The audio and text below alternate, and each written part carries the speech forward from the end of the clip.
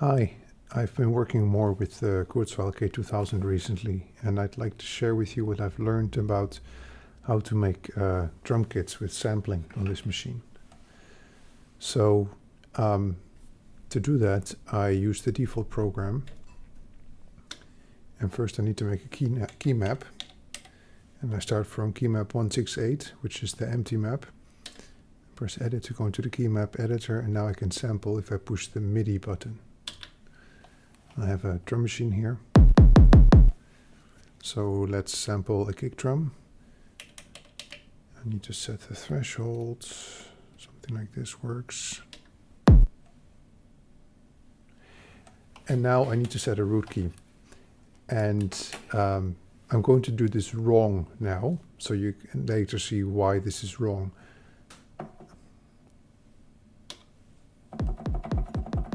So it's now, this is now the root key, this F.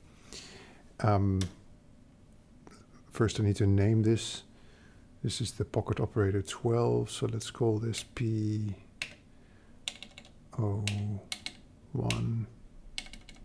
2, bass, drum.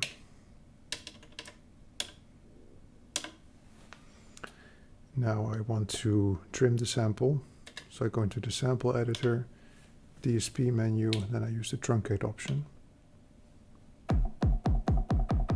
That sounds right. You can see now that it did a good job setting the start of the sample. Save, yes, replace.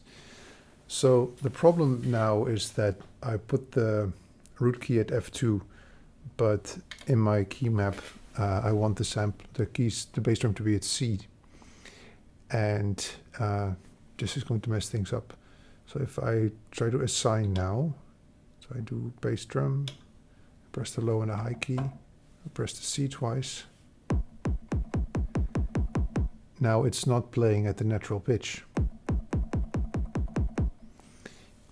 And to fix that, I need to go back into the sample editor, go to miscellaneous, then here, change the root key, save, yes, save. And now it's at the right key. So to avoid that problem, I've learned that it's better to decide where I want to put a drum sound and assign the root key correctly from the start. So let's do the snare drum next.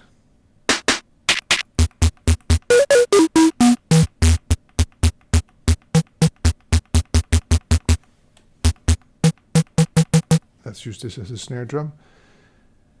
Press MIDI to go to the sampling mode. Everything is still set the same. Level is okay. Root key. I want this to be the D, so I'm going to enter that correctly from the start. It's in there. I need to rename it. It remembers the name of the last sample, which saves some typing. Snare drum. Okay. Go to the sample editor, DSP. Oops, wrong button. No, something's wrong here. What did I do wrong? Go.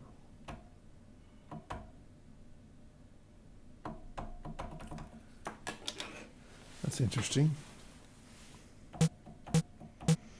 I'm editing the wrong sample, or what is going on?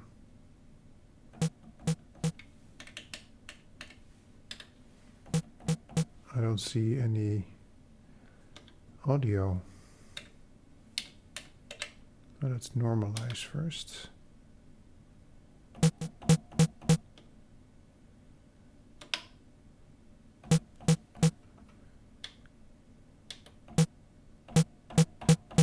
So there's the sample.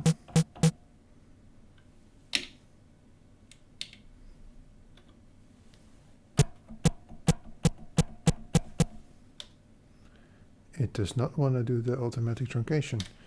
Okay, then we do it by hand. Start point.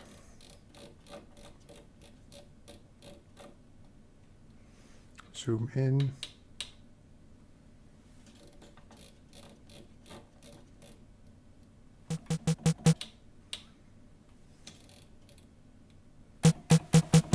that's good enough. Zoom out. And then we go to the end point.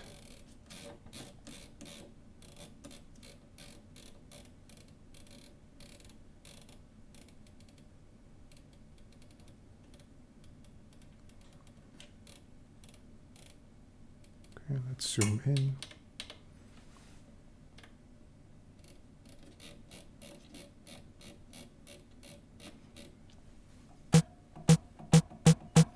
Yeah, I think that's good. Save, yes. Replace. Okay, now we need to assign this. Snare drum, yes. Good. That's our snare drum. And then let's enter, let's record some hi-hats. MIDI.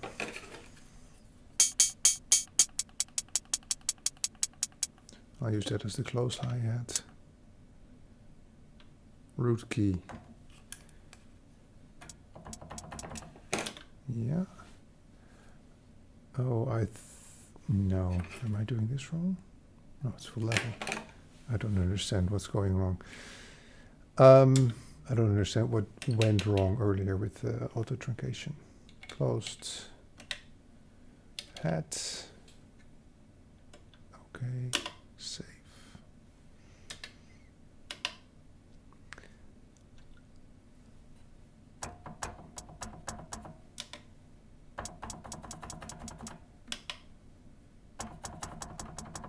Sounds unchanged to me, so that's good.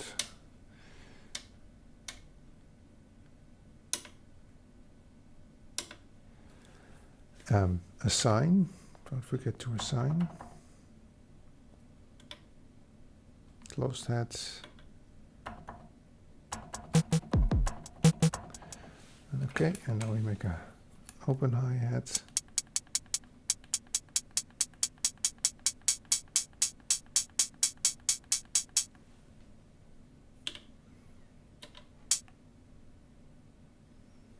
And that should go on the F.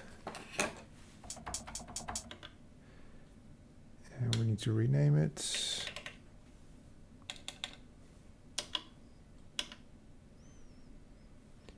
Sample editor, truncate, go.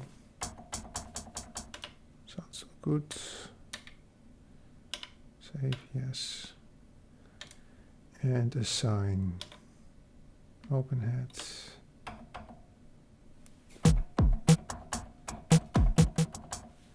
Cool. Now we have a drum kit. Let's save this. Let's save everything. The key map is called silence, so we should rename that.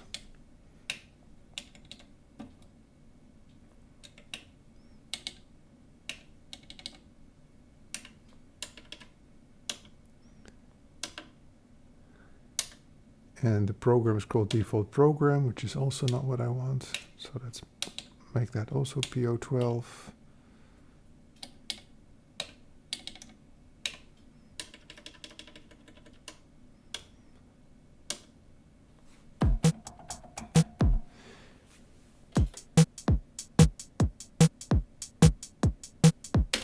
I have the sequencer running here with a little drum beat.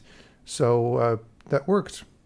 That's the process. That's a process you can use to make a drum kit.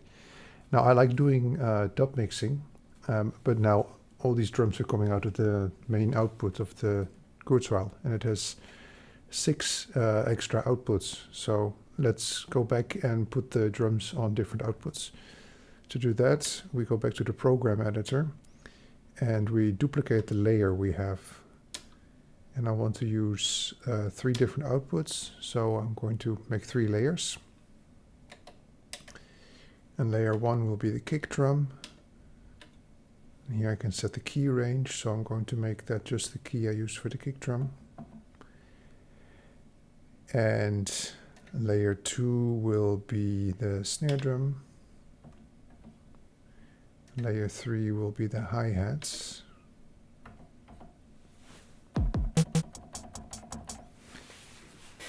We don't hear any difference, but that's because we haven't changed the outputs yet. So I want the kick drum on the first individual out, so that's out B left. And then I want the snare drum on the second output, that's out B right. And I like having the hi-hats on the fourth output. It's just something I do. So that would mean output C right.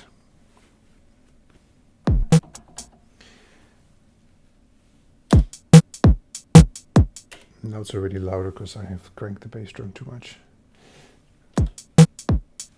No, it's the snare. It's too loud. There we go. So now that I've changed the output channels, I can do this.